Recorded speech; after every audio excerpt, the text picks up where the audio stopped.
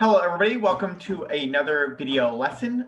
In this video lesson, we're going to look at two research methods that are less commonly used within sociology, focus groups, and conversation analysis. So let me go ahead and share the screen.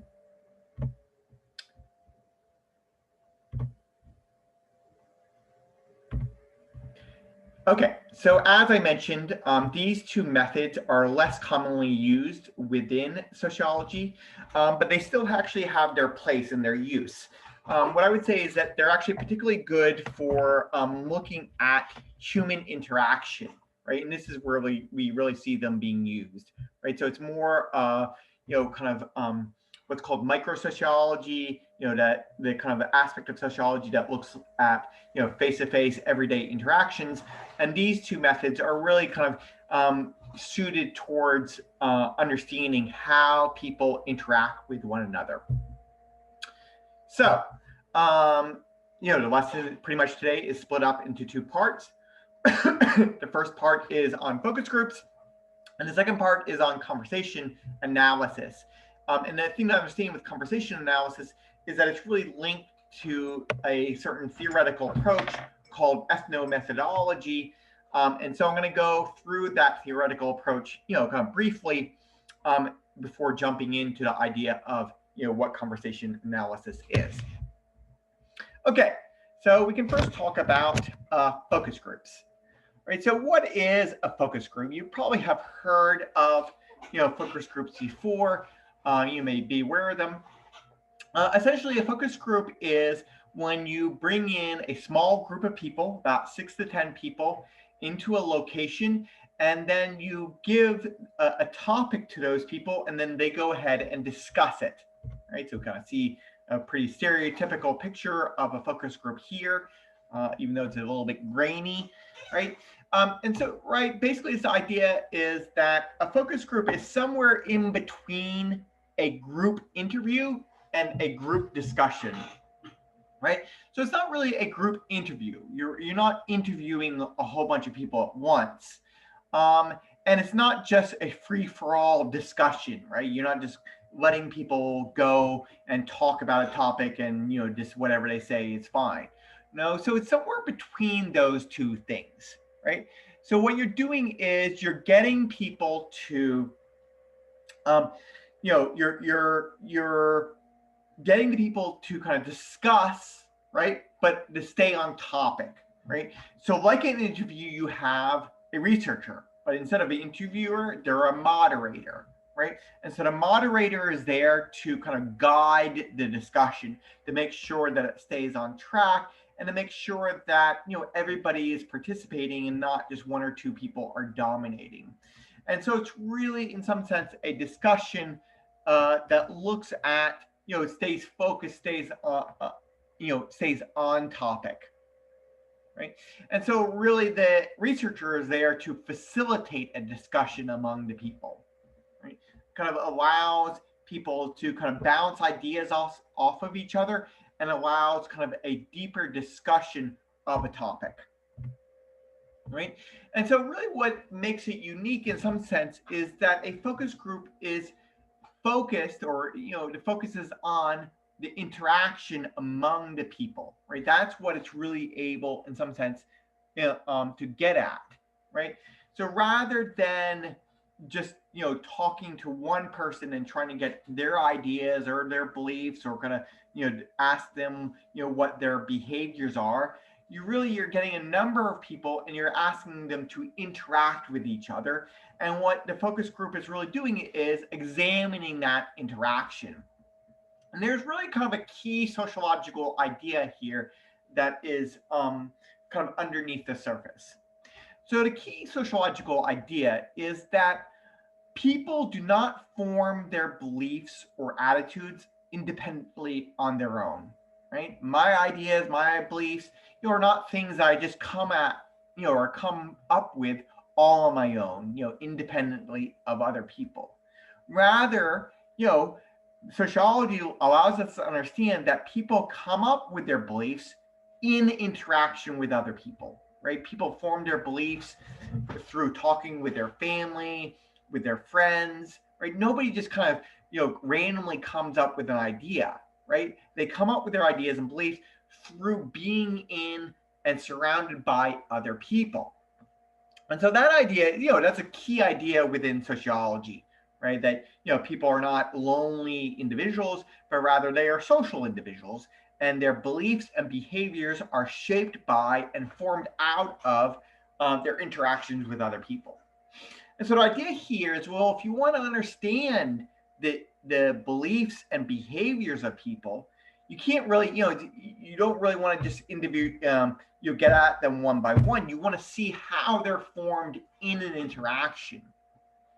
And so that's really what a focus group does, right? It allows you to see how people are interacting with each other, bouncing ideas off of each other, and how that interaction shapes the ideas and beliefs of people, right? And so it's more dynamic, right? It's more dynamic than an interview. It's more kind of free flowing. And so really the idea of a moderator in this situation is to kind of get the interaction flowing well and making sure that everybody's kind of participating, and then watching the interactions between people, right? And seeing how people's beliefs are formed. And so because of this, let me go back a second.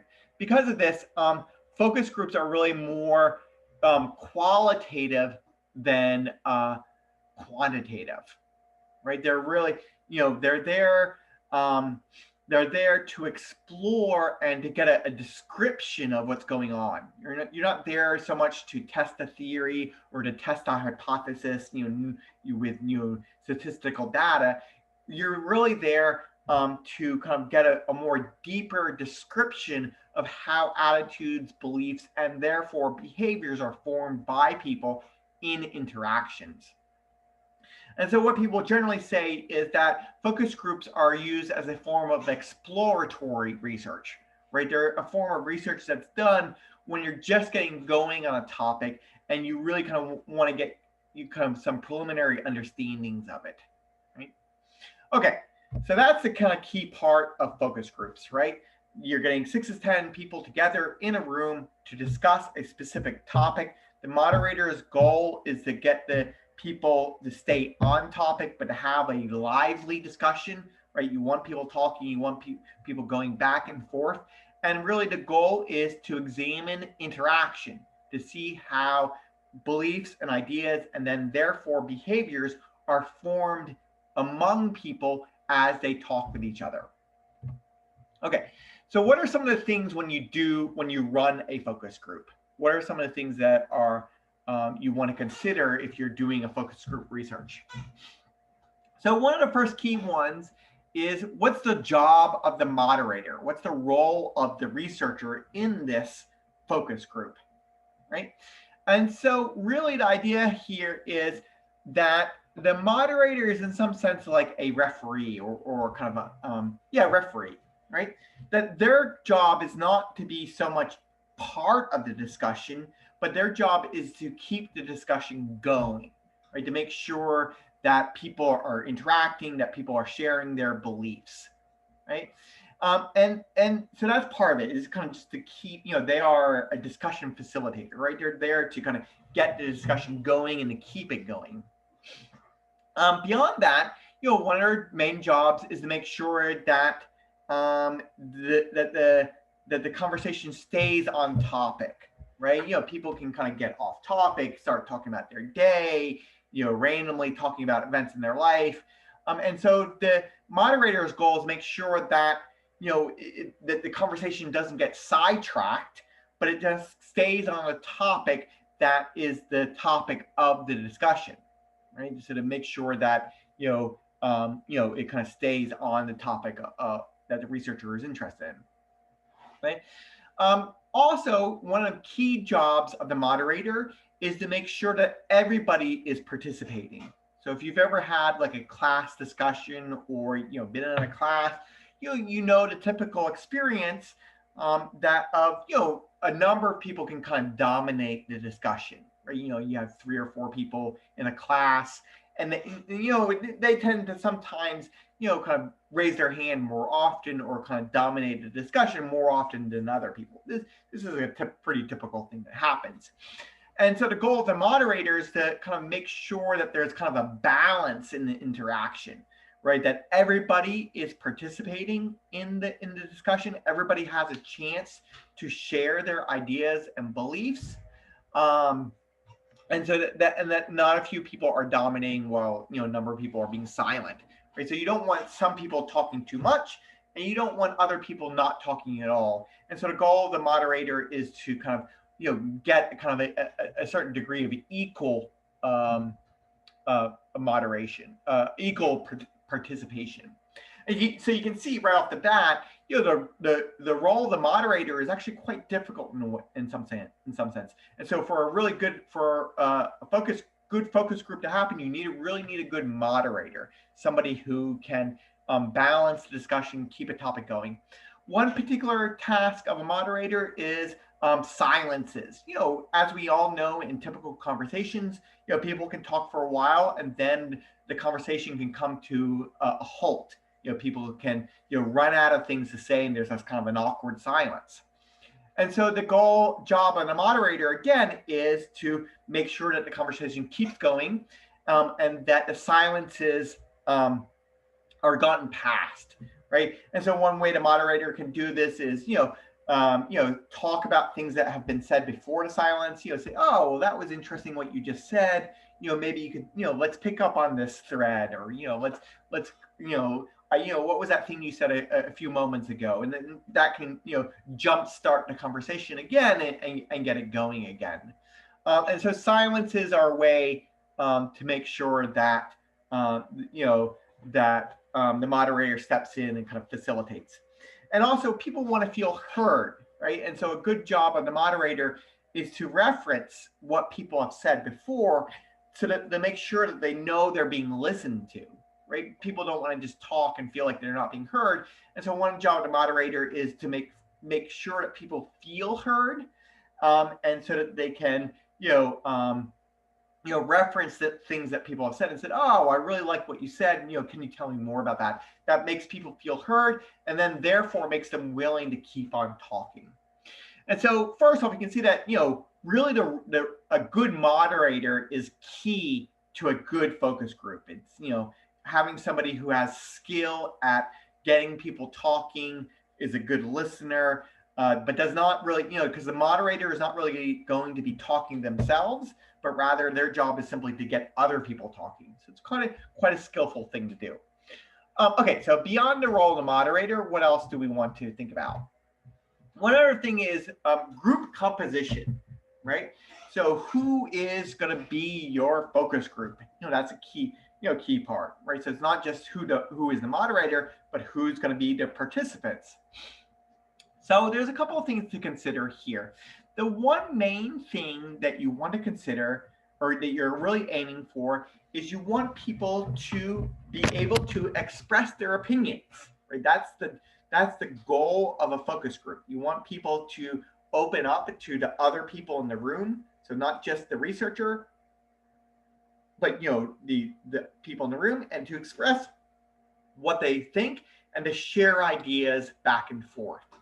And so the group composition has to be such that people feel safe enough to share their opinions, right? They have to feel, that it's a place that they can, express themselves safely, right? So some of this is the job of the moderator, to tell everybody, you're not going to be judged, you're not going to be, that this is a safe place, and everybody's going to be nice to each other, right? So some of that can be handled with the moderator, but some of it is the composition of the group, right? So you want people to be in a group that they feel safe in sharing.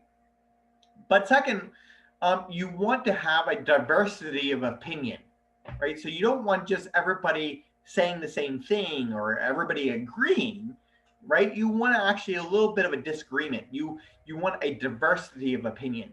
And so the balance here in terms of a group is you want a group in which people are willing to share their opinion, but willing to share different opinions. You don't want everybody just agreeing. So in terms of group composition, you actually to a certain degree, you want strangers, right? So it's actually better, interestingly, to have people who don't really know each other, right? One reason for this is people know each other, can just kind of agree, and they kind of, they don't want to share different opinions so much. They don't want to hurt each other's feelings, so they're just going to agree. You don't really want that so much. You want to kind of a little bit of back and forth, and also with people who know each other. Um, there's a lot of kind of taken for granted information that they won't share, right? But with strangers, they have to kind of say what they mean, right? To get on to interact with each other. And so those taken for granted information is actually what you want. So you want people to feel comfortable, but you want to have a diversity of opinions. So you want strangers, but strangers who don't feel conflict with one another, right? So you're trying to pick people who are somewhat similar, but somewhat different. So it's actually a little bit of a, that group composition is a little bit of a little bit of a tricky task. You want strangers who feel comfortable sharing, but are who somewhat different from one another. Okay, so those are the two real things to consider when running a focus group. What's the role of the moderator, and what's the group going to look like? Okay, now we can talk about some of the strengths and weaknesses of focus groups. What are some of the good things about focus group research, and what are some of the weaknesses or problems with it?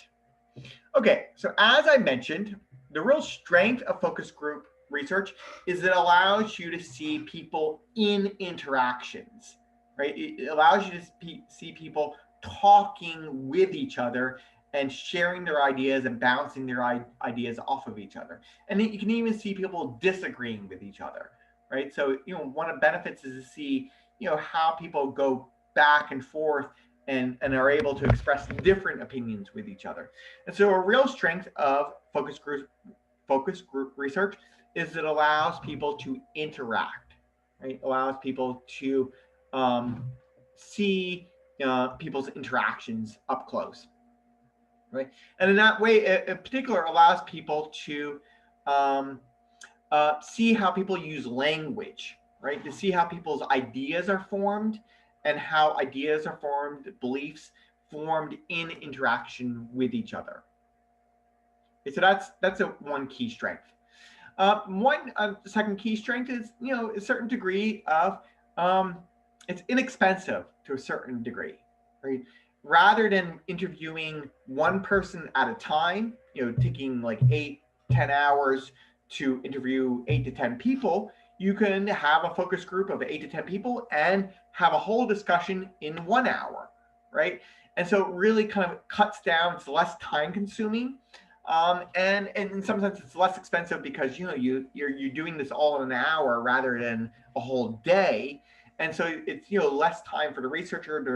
There's less kind of expense in it, right? And so that's it's kind of more easier to do. You get more data in that 1 hour than say kind of in an interview, right? And you're really talking to a lot more people at once rather than one person at a time. One other strength that people have witnessed in particular forms of focus groups is sometimes people can feel empowered by the experience, right? And so sometimes focus group research is really about how to deal with social problems. You get a community together and say, how should we deal with this problem? How would you deal with this problem? And people can then feel empowered.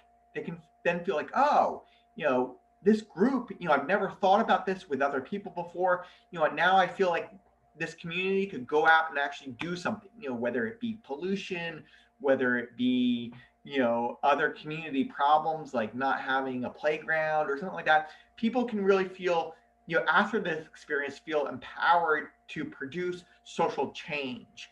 And so there are some instances in which focus groups are done, and then the community afterwards really feels empowered to create changes in their community, right? And to do something. And so that's, that could be a strength. It's a form of research that can make people feel empowered.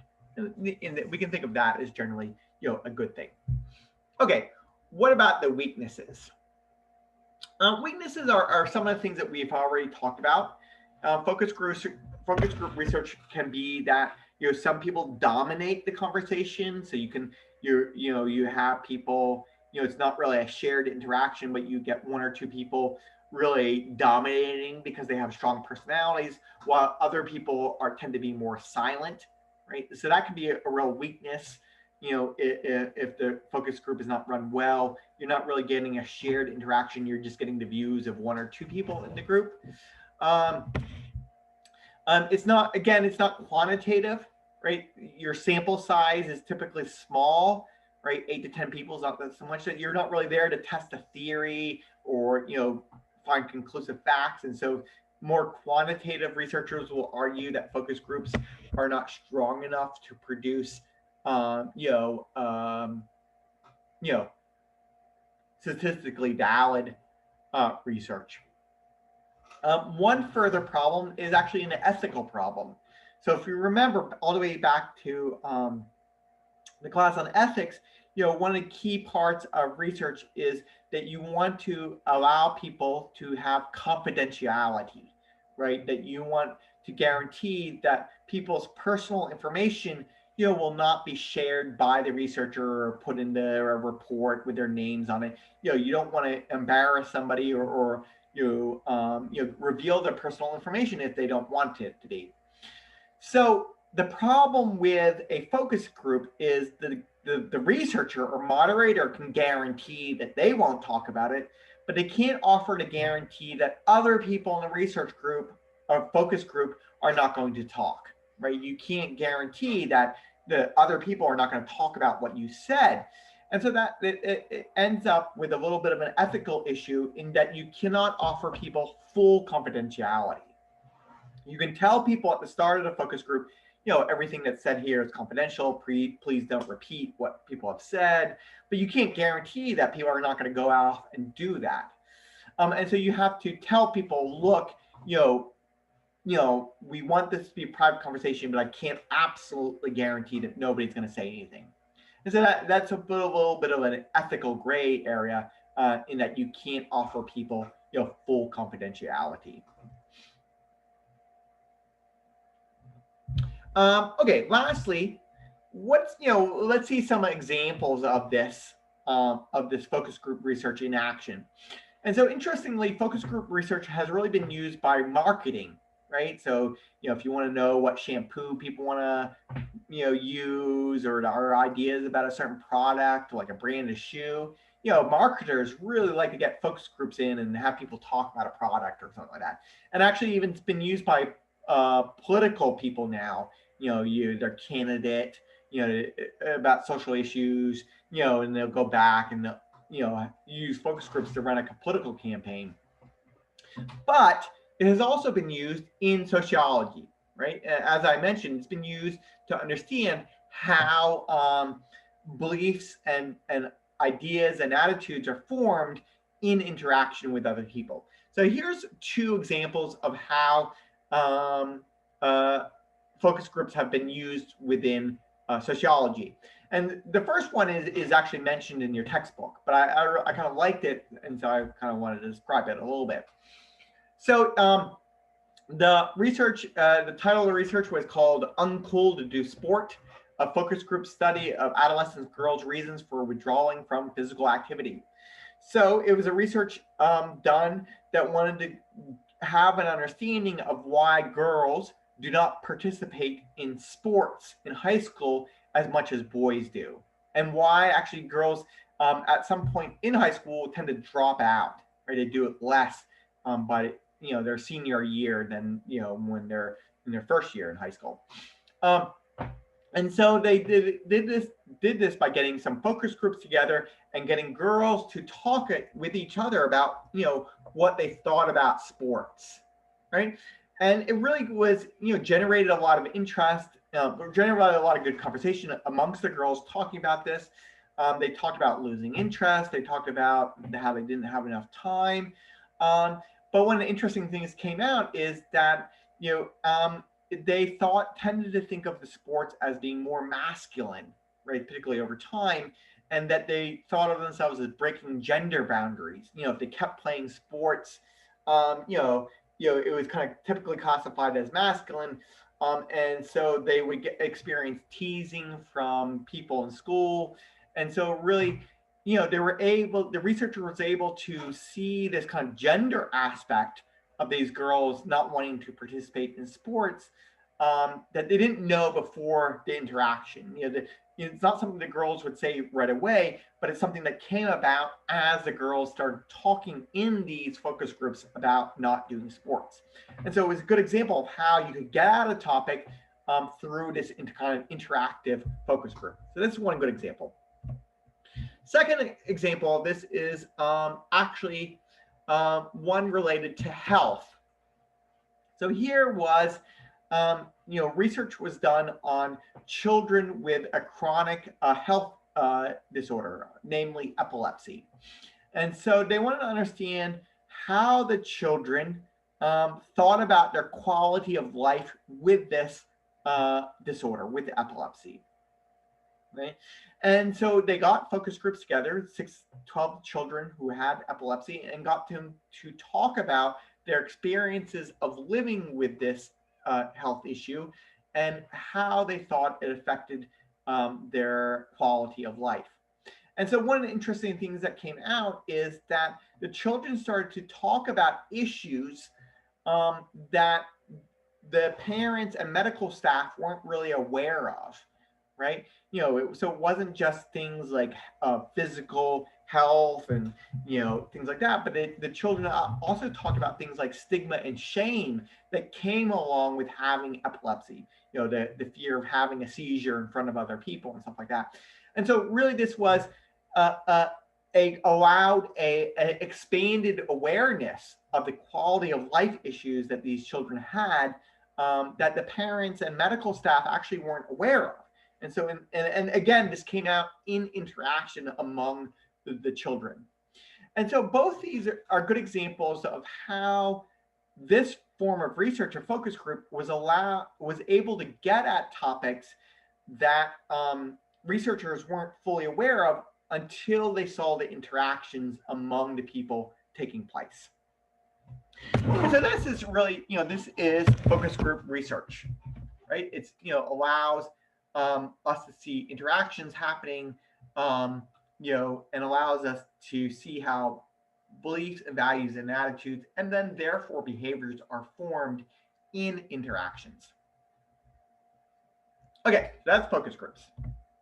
Now we can talk about conversation analysis and the theoretical approach to background of ethnomethodology. Okay, so what I want to do is, before talking specifically about the technique of conversation analysis, really talk about the theoretical background of ethnomethodology, right? And so this is, you may experience or may have come across this approach in your theory class, or even if you've had a class with me, I sometimes talk about ethnomethodology. Okay, so let's talk about it. What is ethnomethodology? Okay, so ethnomethodology is a theoretical approach that wants to examine how people create their everyday reality, right? And so it's really an interesting approach. It says, okay, the everyday reality that we experience in our lives. So, going to the movies, or going to class, or, going on a date, or, going out with friends, or, just our kind of everyday experiences of life is not just something that we experience, right? It's not just something that happens to us, but rather the idea of ethnomethodology is it's something that we create, right? We create the reality around us that we are experiencing. Okay? And so the idea here is people are not what's called cultural dopes, right? Meaning people are not robots. People are not unthinking, just mechanical robots, just reacting to social structure. People are thoughtful. People think, right? An idea here is it's not just sociologists and social scientists who are trying to understand the world around them, but it's everybody. Everybody at all times is trying to figure out the world. All of us, right? Not just sociologists, but all people. Sorry, I'm trying to get the light. My window. One moment.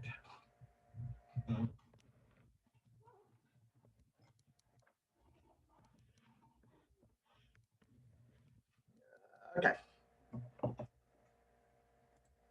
Okay. Sorry for that interruption. Okay, let me get back on track. Okay, so it's not just sociologists who are trying to understand people or society. Everybody is trying to do that, right? Everybody's trying to figure out, what's going on, how to have an interaction, what people are like. That's all people all the time, right? And so what ethnomethodologists are saying is, look, that's what people are doing. They're trying to understand the world that they're living in and the world around them. So how do people do that? How do people understand the world? So ethnomethodology says, well, they do it by creating an account, right? An account is, we can think of it simply as a description of what has happened, right? So if you say you go out to the movies, right? Remembering a time when we could go to the movies, right? And so if you were to ask somebody, like a friend, they come home from the movies with some friends of their own, and you say to your roommate, how is the movies, right? Your roommate would then give an account of that experience. They would say, oh, well, we went, we met up and so was late and that was annoying. And we saw a movie. The movie was pretty bad. Then we got some drinks afterwards, and then I came home, right? What they're doing is they're giving an account. They're giving a basic description of what that experience, that everyday experience was like, right? And so what ethnomethodologists say is, people give accounts all the time, what it was like to go to class, what it was like to have a doctor's visit, what it was like, when I went on holiday, right? People are always giving accounts. And that these accounts, these descriptions of our everyday experiences are the way we understand the world, right? And so the ethnomethodologist says, well, how do people give accounts? How do people, describe what has happened to them, right? The key thing that ethnomethodologists say is, well, accounts are done collectively. Nobody creates account on their own, right? Rather, accounts are created in interaction with other people. I think a good example of this is, well, how do people decide that a movie was good or bad, right? You see a movie with some friends and you walk out, how do people figure out whether they saw a good movie or a bad movie? What ethnomethodologists will say is, well, they figure it out together. After the movie is over, they start talking about the movie, and some people will say, oh, well, the characters were bad and the plot didn't make any sense and it was stupid. And collectively, the group of friends will decide whether the movie they just saw was good or a bad movie, right? Nobody really decides on their own, but rather it's decided together, right? And so people, accounts of the world, what the world is like, is something that we don't do alone and individually, but it is something that we do collectively. And so the key point here is that what ethnomethodologists are saying is that account is not just a description of what has happened, but rather creates what has happened, right? Our accounts don't just describe reality. Our accounts of the world create that reality. Right? A movie actually is neither good or bad. It's just a movie. But it's when people describe that movie and talk about the movie, they make it good or bad. They create the meaning. Right? And so that's what ethnomethodologists are really getting at. The reality that we experience, right, is not something that we just happens to us. It's something that we are collectively creating together. And so this is really comes up with the term. Like if you've ever wondered, this weird word, ethnomethodology, what does it mean? So we can really break it down into two parts. Ethno means just everyday people. Ethno is, a group of people, group of, the root word of ethnicity is ethno, it's like people together. And methodology is simply a way of understanding the world. And so if we put those two words together, it simply means everyday people's way of understanding the world, right? So ethnomethodology is just an everyday person's way of understanding the world around them. And so what is the study of ethnomethodology? The study of ethnomethodology is then simply the sociological study of everyday people's way of understanding the world. It's how us as sociologists understand how people out there in the world make sense of the world around them. Okay? So that's kind of a really brief description of ethnomethodology. Typically, when I do this in a theory class, I spend like 40 minutes talking about it. But that's a kind of brief description. Okay, how does this connect with research methods? So ethnomethodologists, they want to understand how people create meaning, how they come to understand the world around them. So how do you see the creation of meaning? You look at people's conversations, right? They argue that meaning is created in interactions, in conversations, right? And so it's people talking back and forth with each other that they create the meaning of the world they see. And so there's kind of a famous example of this. So a famous example of this is in this recording of a conversation between a husband and a wife that a famous ethnomethodologist, Harold Garfinkel, did. Right?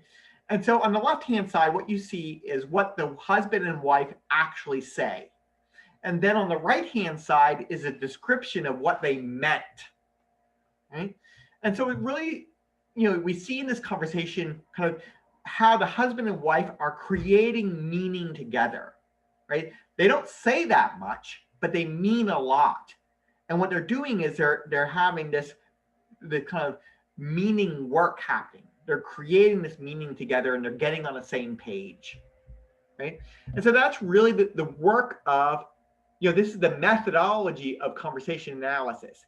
It's the method through which people create meaning, and we can see that meaning being created by observing the conversations of people, right? And so it's basically conversation analysis is a very intricate and in-depth examination of people's conversations. So how do you do that? You look at recorded conversations, right? So you'll get people talking and you'll record them, right? You'll have an audio recording or a video recording. And so you're basically looking at people talking to one another. And then you're doing a very careful analysis of how that conversation creates meaning, right? How people come to think about the world through that face-to-face interaction with another human being. It's quite interesting, actually. So your data is kind of recorded conversations, right? So audio recordings, video recordings of people talking. And it's a very careful and close analysis of that conversation. And so there's a whole kind of notation system of how you turn that audio and video analysis into a transcript. And the way this is done is called the Jefferson notation, off of a woman who did this, whose last name was Jefferson. Right? And so she came up with this kind of very specific way that you can kind of see here of recording the meanings behind people's speaking. And so it's not just literally what they said that's important, but how do they say it? So there's this kind of whole notation system of, how you record people's silences, how you record how loud they talk. You put it in capitals, how quietly they talk. The pauses in their pauses in their speaking. And so you kind of see example of this, right? In this kind of very simple example here, where you're recording, not just what people said, but how they said it. And so it's a very careful, in-depth analysis of people's conversation. And the idea here is that through this, we're looking very minutely at how people talk to one another. We can get at the meaning and how that meaning was created collectively together. And so people have done research on, how, sometimes they look at juries, right? So they give people a mock jury and they say, how did you come to the conclusion of that the person was guilty or not guilty? And you look, really, it's a good example of how the truth of this jury, how it was created and how it's created collectively together. So these are two examples of research methods that are really used to examine interactions, to examine how people's understanding of the world is created collectively together. Okay, that's it for today. I hope everybody has a good Thanksgiving next week. And we have no classes next week, so no videos. So please just enjoy your time and take your time off.